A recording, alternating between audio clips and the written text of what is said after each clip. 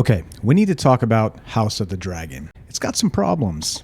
I am a big fan of George R.R. Martin. I'm a big fan of Game of Thrones. I'm a big fan of all of the things that he's done in the books, of course, short of book 4 with his meandering whatever that was. However, unfortunately, the original Game of Thrones sort of ended on a rushed note, I guess is the best way to put it. Aside from the very end of that, I liked it. I was enjoying the entire build-up and enjoying the series, the character development, all the rest. But we have this. Now, the House of the Dragon is set 200 years before the original Game of Thrones, all right?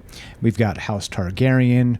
We've got some of the shenanigans that was going on with them, some of that weird incest stuff. We've got the dragons. This is back when dragons were still actually a thing. When it starts, it's not terrible because it's a beginning. And we're trying to introduce new characters. We've got, again, Alicent here. We've got Rhaenyra Targaryen.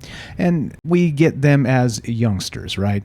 Let's say maybe tweens or young teenagers. And it's sort of those formative years, and it's fine. I think it's okay. But the issue when this began, and the problem that I have currently and still ongoing with this series, is there's just not enough likable characters. Think about it. In the original Game of Thrones, in the first season, just the first season alone, we had some pretty compelling stuff happening right out of the gate. Tyrion Lannister was absolutely fantastic, right? We had even Ned Stark as Sean Bean was a great, strong character with a solid name behind him, played in Lord of the Rings and some other things. So many strong characters. Tywin Lannister. We had Littlefinger. We had Varys the Spider, sort of the whispering stuff going on. We had, Cersei, Bronn. Even Jaime was a pretty compelling character to start. Of course, his character arc grows and he becomes more of a something, and in the books I think he's more interesting. You see my point. In the very beginning of Game of Thrones, even to people who hadn't read the books, there were good characters. Not just good characters,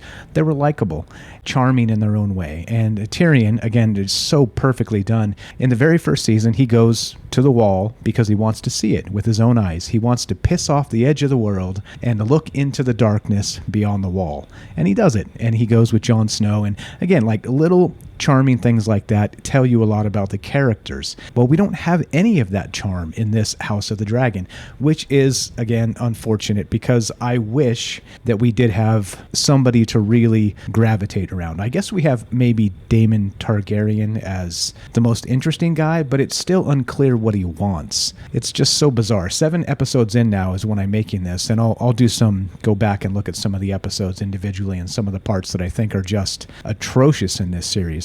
But we still are searching for that one likable character that exudes charm, that absolutely takes over the screen every time they show up. And I was hoping it was going to be Sir Criston Cole. He shows up, turns into a D-bag eventually, changes sides because his feelings are hurt. It's like, really? Okay, I guess this is the guy you want protecting you. Somebody who's more concerned about his feelings than, well, most anything else. It's just a little bit off.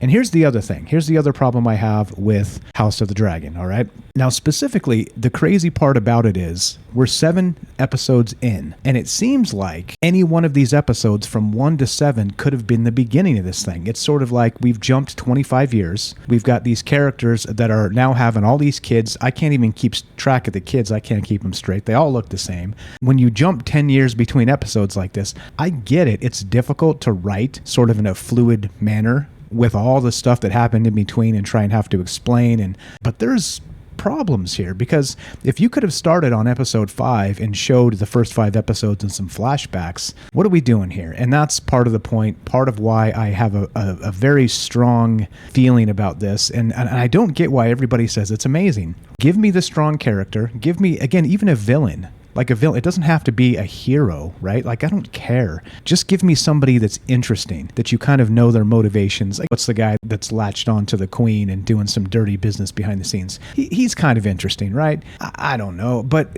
how long did it take for him to show up? 4 episodes, 5 episodes, something like this. With all that said, I'm hoping it ends in a bang because I'm all for a slow burn. I just talked about Andor, and I'm really high on Andor from Star Wars because it is. It's sort of that slow burn.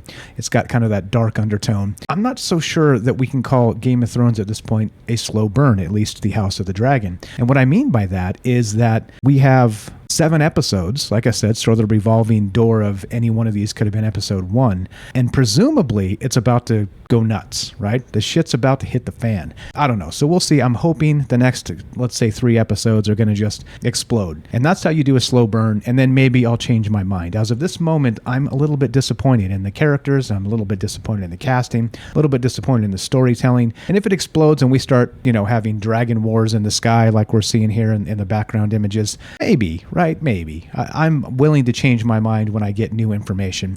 And that's always a good thing. But what did you guys think about Game of Thrones House of the Dragon? Is it like I'm describing, or am I, let's say, being a little bit too critical here? Still, bring me Tyrion Lannister all day, every day. Even Tywin Lannister was great. You see my point. One compelling character can go a long way, and especially when you got a cast of them, 3 or 4 or 5, and they're playing off of each other extremely well and have different agendas. It makes for a great story. And in this case, I'm not so sure we have on our hands a great story.